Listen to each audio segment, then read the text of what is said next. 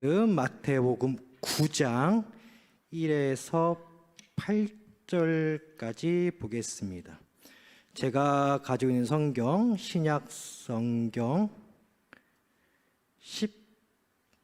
13쪽입니다. 마태복음 9장 1에서 8절까지 보겠습니다.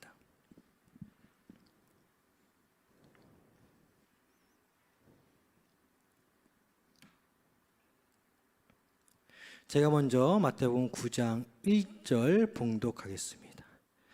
예수께서 배에 오르사 건너가 본 동네에 이르시니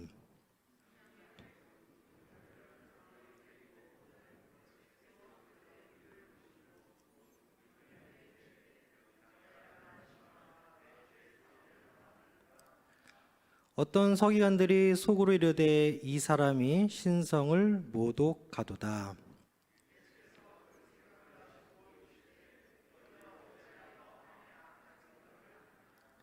내 제사함을 받았느니라 하는 말과 일어나 걸어가라 하는 말 중에 어느 것이 쉽겠느냐?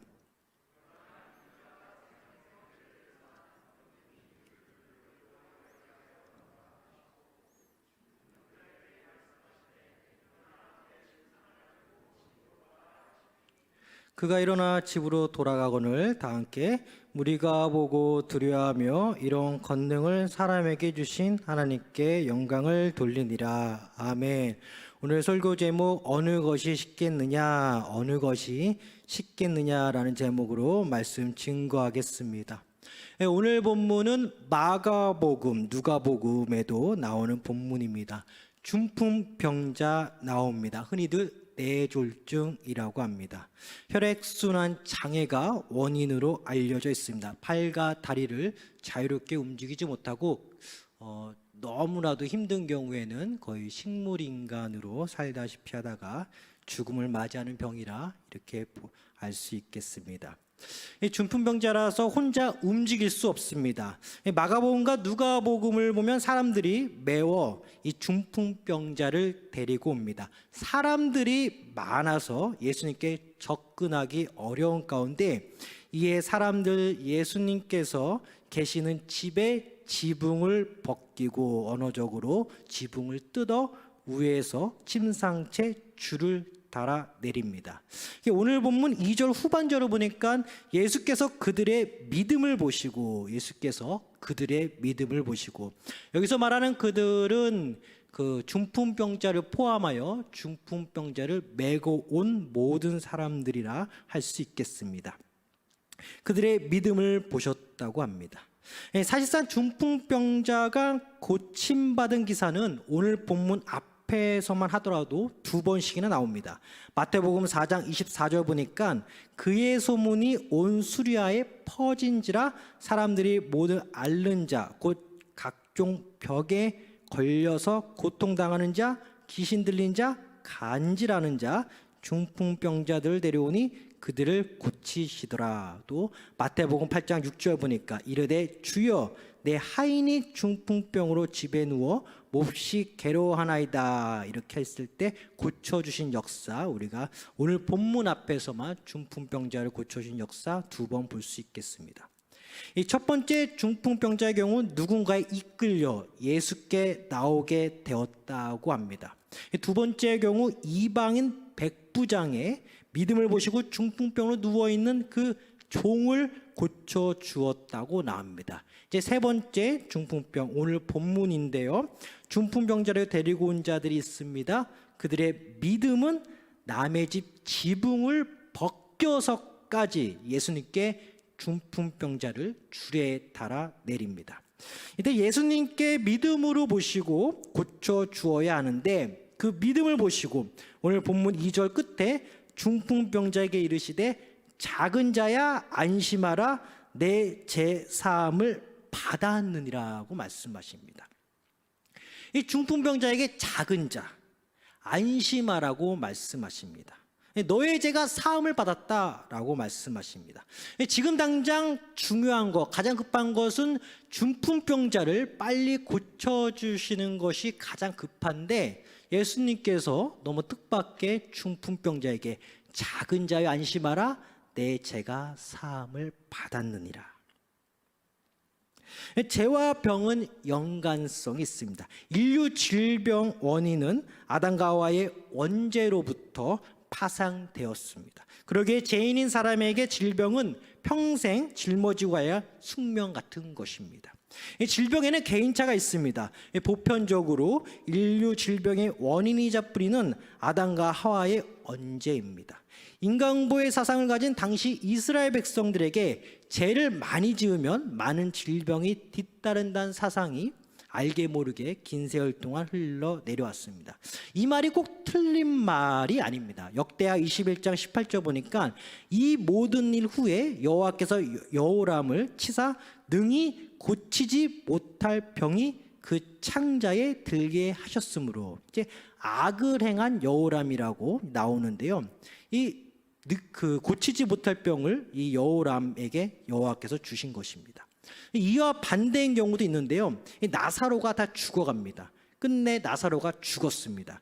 하지만 예수님께서 말씀하십니다. 요한복음 11장 4절, 예수께서 들으시고 이르시되 이 병은 죽을 병이 아니라 하나님의 영광을 위하며 하나님의 아들의 이로 말미암아 영광을 받게 하려 함이라고 합니다.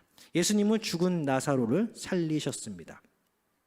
이렇게 아주 극단적인 양경우를 제외하고는 모든 병을 주님께서 고쳐주십니다. 주님께서 치고자 죽이는 병이 있고 주님의 영광을 위해 살리고자 주는 병이 있는데, 이 가운데 영역에서는 모든 병이 다 주님 은혜 가운데 다 고쳐집니다. 이 중풍병자와 그 무리들의 믿음을 보시고 죄를 사해 주셨습니다. 이때 본문 3절 보니까 어떤 서기관들이 속으로 이르되 이 사람의 신성을 모독하도다. 예수를 믿지 않은 서기관이 그 자리에 있었습니다. 그들 마음 가운데 예수님의 입술로 선포된 제사함의 역사를 부정한 나머지 신성 모독죄로 청년 예수를 바라봤습니다. 이 전지전능한 예수님, 사람의 생각과 마음을 다 아시는 이 주 예수 그리스도, 양편에 각각 어떤 무리들이 있습니까? 한쪽에는 믿음이 있다라고 소리치지 않았지만 중풍병자를 침상에 메고 나올 수 있다는 눈에 보이지 않는 믿음을 가지고 예수님께 온 자들이 있습니다. 또 한편으로는 그 믿음은 곧 제사함을 받는 역사와 함께 고침의 역사를 동반하는 믿음이 있는가 하면, 한편으로는 이 대놓고 말하지 않았지만 마음속으로 예수님의 제사함 선포를 가지고 신성모독이라고 예수님을 정죄하는 무리들이 있었습니다. 예수님 양편에는 믿음이 있다라고 자기 스스로 말하지 않지만은 믿음을 가지고 병을 고치고자 하는 무리, 또 이 한쪽에는 예수님을 향해서 정죄하는 무리, 신성모독이라 정죄하는 무리가 있었다는 것입니다.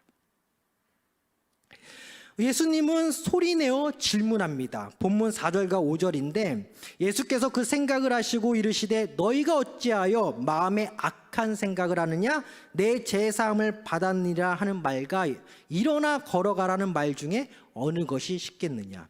이 질문을 받은 서기관 무리들은 아무 말도 못합니다.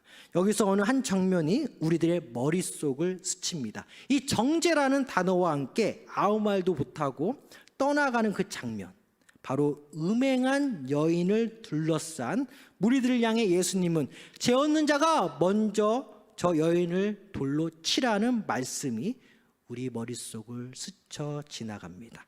요한복음 8장 10절에서 11절인데요. 예수께서 일어나사 여자 외에 아무도 없는 것을 보시고 이르시되 여자여, 너를 고발하던 그들이 어디 있느냐? 너를 정죄한 자가 없느냐? 대답하되 주여 없나이다. 예수께서 이르시되 나도 너를 정죄하지 아니하노니 가서 다시는 죄를 범하지 말라 하시니라. 예수님은 우리의 죄를 사하시되 우리의 죄를 정죄하시지 않습니다. 로마서 8장 1절 보니까 그러므로 이제 그리스도 예수 안에 있는 자에게는 결코 정죄함이 없나니. 이 중풍병자의 죄를 사하시고 병을 고쳐주시는 예수님, 죄를 짓지 말라고 말씀하시는 예수님, 예수님은 말 그대로 생병을 살리러 이 땅에 오셨습니다. 오늘 본문 5절에 예수님은 질문하십니다. 죄를 사함 받으라는 말과 일어나 걸어가라는 말 중에 쉬운 것이 무엇이겠습니까? 당연히 제사함을 받으라는 말일 것입니다. 일어나 걸어가라는 말은 쉽게 나올 수 없습니다. 이유는 사람들 눈앞에서 말의 책임을 져야 하기 때문입니다. 하지만 제사함을 받으라는 말은 곧바로 이 말의 효력이 있는지 없는지 어느 누구도 증명하지 못하기 때문에 말로써 쉬운 것은 제사함 받으라, 이것이 쉬울 것입니다. 하지만 주님은 단순히 말로써 제사함을 받으라고 말씀하신 것이 아니라 병을 고치기 위한 근원적인 원인을 치유하신 것입니다. 예수님은 먼저 모든 질병의 근원인 제 문제를 해결하시고 본문 6절 후반절 소리내어 말씀하시되 중풍병자가 들릴 수 있도록 소리내어 말씀하십니다. 일어나 내 침상을 가지고 집으로 가라. 본문 7절 중풍병자 그가 일어나 집으로 돌아가거늘. 이어서 오늘 본문 마지막 9절 8절 보니까 무리가 보고 두려워하며 이런 권능을 사람에게 주신 하나님께 영광을 돌리니라 하면서 오늘 본문은 끝납니다.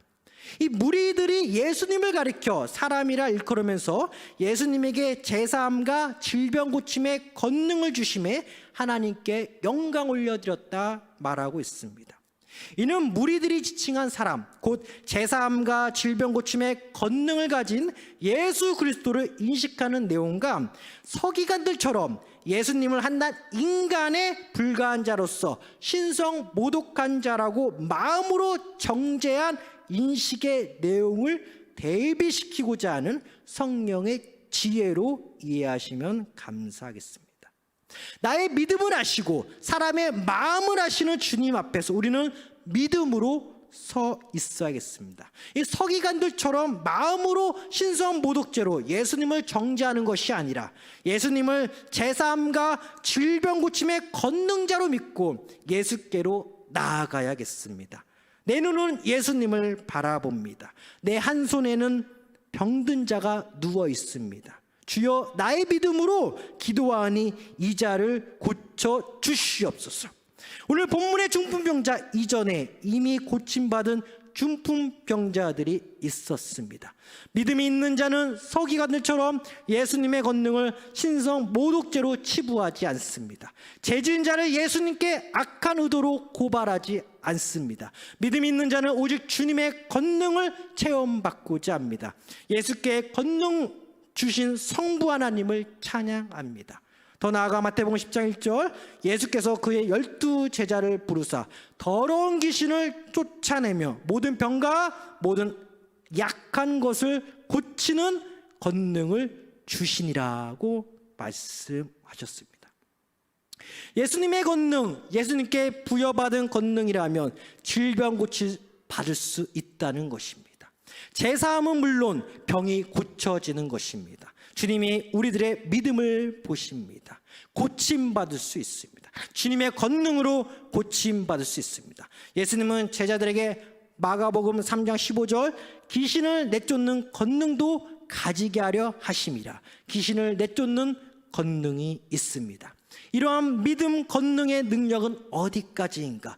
오늘 본문 2절 끝에 작은 자야 안심하라 에서 안심하라를 영어 성경 보니까 용기를 가져라, 담대하라, 강철 같은 심장을 가져라는 말로 이해됩니다. 믿음과 권능은 사람의 마음을 붙잡아 줍니다. 믿음과 권능은 사람을 나약하게 하는 것이 아니라 병을 이기고 자리에서 일어날 수 힘을 줍니다.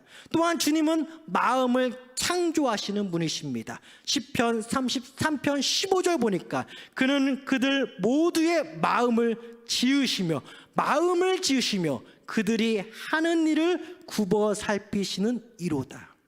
주님의 병고침의 역사는 일단 제사함으로 말미암아 사람의 마음을 강하게 붙들어 주시고 안심하게 해주시고 그 사람의 심장을 강철 갖게 해주십니다.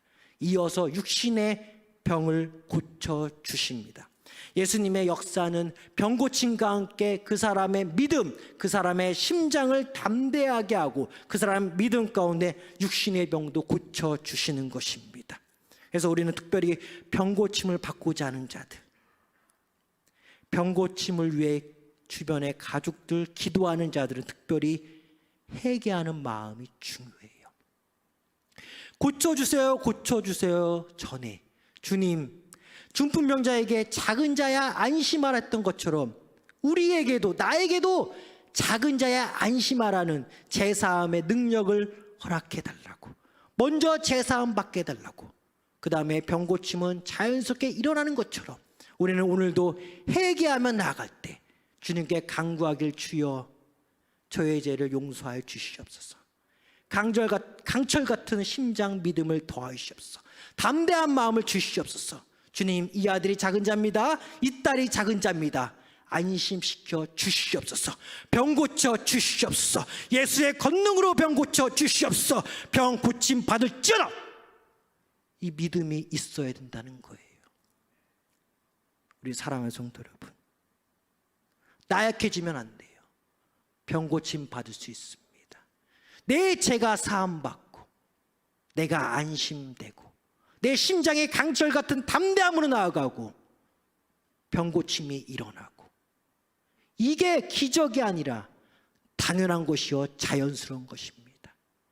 회개와 병 고침 연관이 있습니다. 주변에서 가족분들 끝까지 기도해 줄 때 자신의 죄를 먼저 돌아보시고 우리 가족 병 고쳐가 달라고 끝까지 기도해 주셔야 돼요. 본문 6절 끝에 일어나 내 침상을 가지고 집으로 가라. 일어날 수 있습니다. 침상을 손으로 들 수 있습니다. 내 걸음으로 집에 갈 수 있습니다. 사람의 힘을 빌리지 않고 오직 주님이 주신 고침의 권능으로 고침 받는 것입니다. 제사함 받고 고침 받읍시다. 제자들에게 부어주신 그 권능을 우리도 사모하여 오늘도 고침 받읍시다. 기도하겠습니다.